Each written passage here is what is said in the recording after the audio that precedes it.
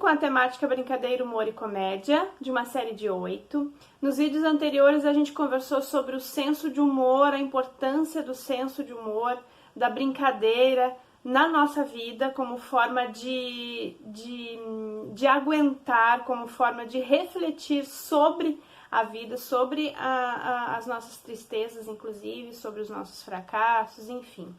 O humor como uma ferramenta, como um bálsamo, né, pra gente aguentar aí as coisas que a gente vive. E nesse vídeo de hoje eu quero comentar com você sobre o estilo teatral comédia, estilo teatral, literário, cinematográfico também, mas mais teatral porque é minha praia. Então esse estilo comédia. E para falar da comédia, a gente precisa falar também da tragédia. Lá no primeiro vídeo eu fiz um comentário sobre a relação, sobre a proximidade dessas duas palavras, tragédia e comédia.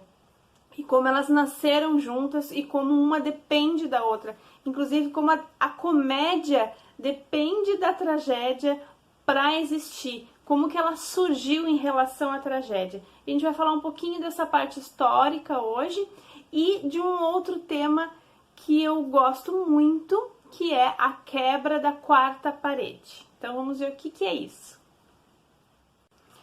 Bom, gente, voltando bastantão aí no tempo, então lá 500 anos antes de Cristo, mais ou menos, na Grécia Antiga, que foi onde surgiram muitos dos legados que nós temos hoje, né? Da medicina, da filosofia, das artes. E a questão teatral, quando a gente pensa em teatro antigo, na tragédia, na comédia, aquelas duas máscaras, né? Da tragédia, aquele grito, aquela cara de espanto, e a comédia, aquele rosto mais suave, né? Com um sorriso.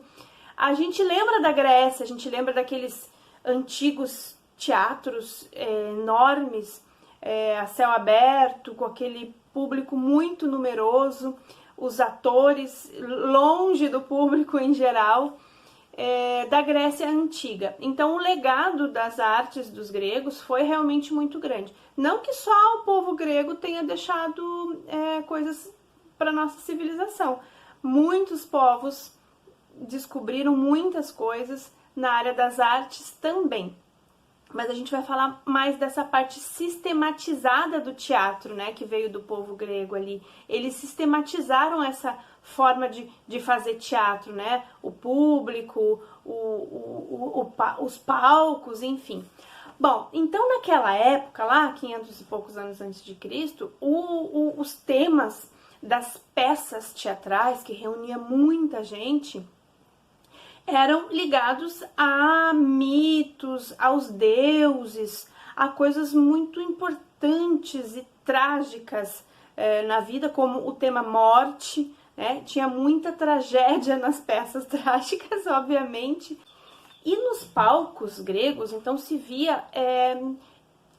mas no início era um ator só, depois dois, depois começou a ter grupos se apresentando, mas esses atores que se apresentavam, que tinham grandes status, né, na sociedade grega, eles precisavam de alguns artifícios, recursos para eles serem vistos pela plateia, já que ela estava muito distante e era muito numerosa, né?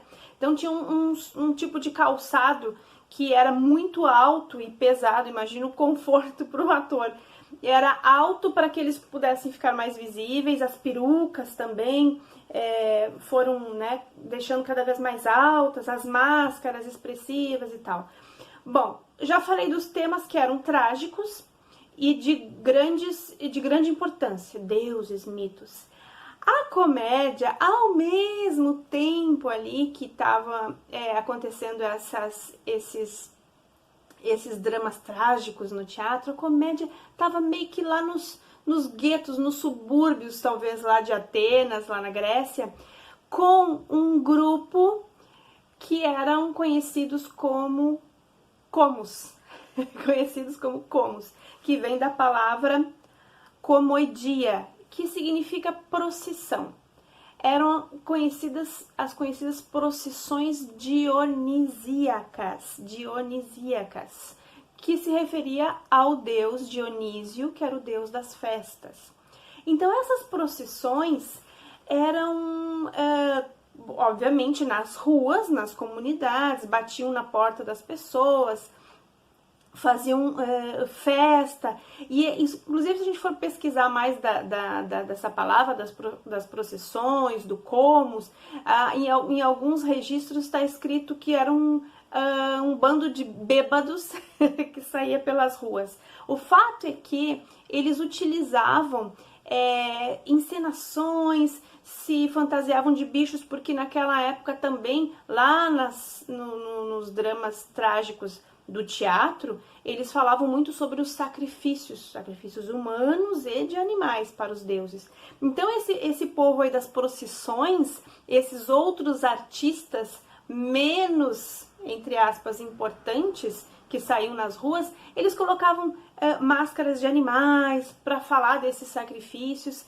E também um fato muito importante, e é o que diz aqui nesse livro, do Richard Courtenay, da editora Perspectiva. Aqui fala um pouquinho sobre o surgimento da comédia nessa época aí, do gênero comédia, né?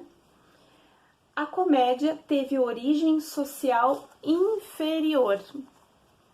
Obviamente, eles eram artistas que eram considerados menos importantes, porque eles falavam coisas que não eram coisas socialmente aceitas ou socialmente que pudesse se falar em público.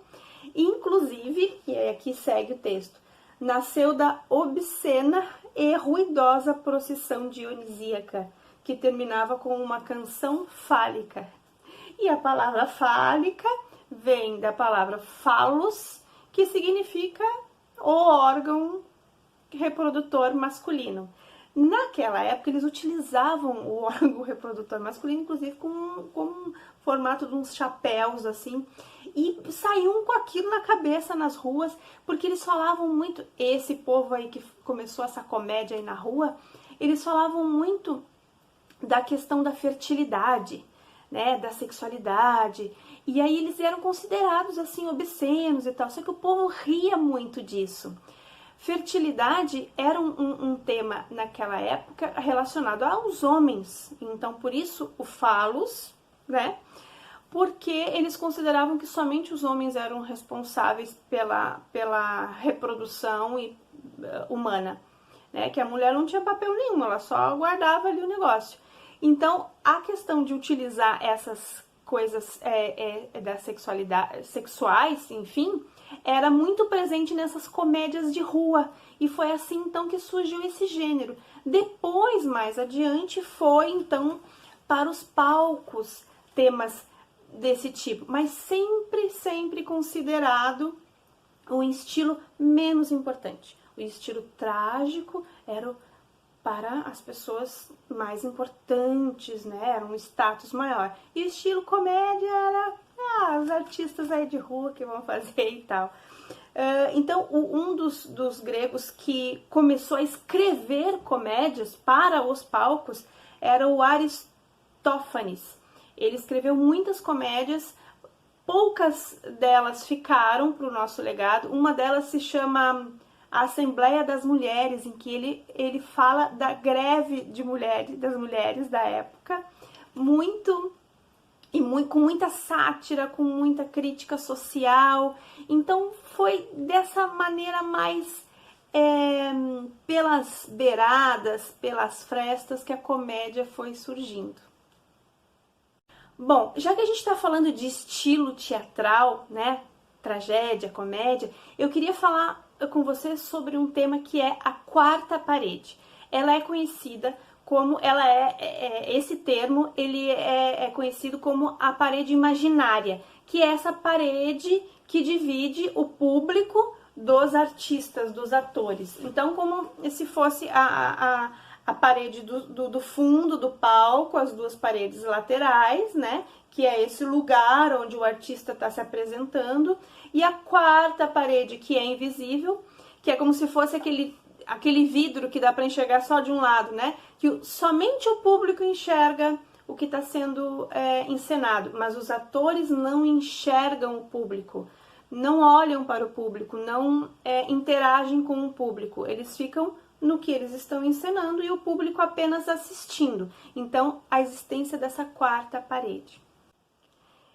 E começou a surgir um termo que é a quebra da quarta parede, que é não existir mais essa divisão entre os artistas e o público. E na comédia, a quebra da quarta parede é muito presente, porque a comédia ela tem uma ligação muito próxima com o público.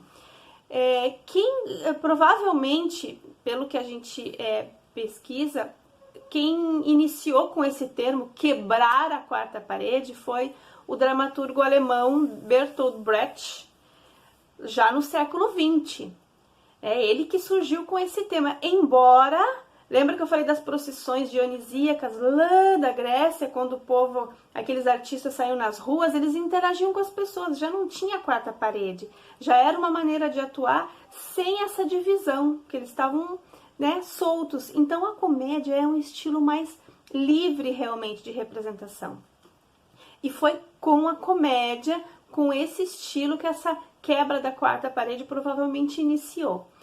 Bom, na questão cinematográfica também pode existir, gente, a quebra da quarta parede. Tem alguns exemplos de alguns filmes, inclusive, em que o ator olha para a câmera, claro, é como se estivesse olhando para o público, mas o público não está ali presente, olha para a câmera e faz algum comentário sobre o que está se passando.